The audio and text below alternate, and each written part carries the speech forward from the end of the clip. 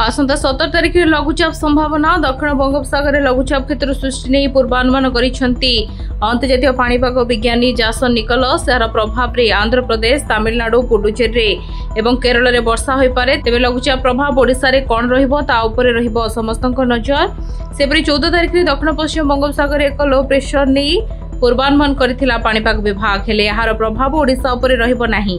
अन्यपटे राज्य में शीतर लहरी संभावना पाणीपाग विभाग पक्षरु सतर्क सूचना जलिया बाष्प ह्रास सहित उत्तर पश्चिम दिगरु बहुत शुष्क ठंडा वायु प्रभाव में राज्य में खसी पारद 4 दिन में 5 डिग्री खसलाणी राति तापमात्रा 15 डिग्री तले रही सहरर पारद राजधानी सर्वनिम्न राति तापमात्रा 14.8 डिग्री सेल्सियस रेकर्ड करा जायछि।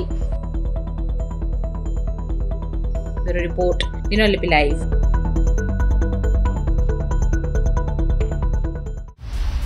दिनलिपि लाइव को एबे ही लाइक शेयर सब्सक्राइब करंतु।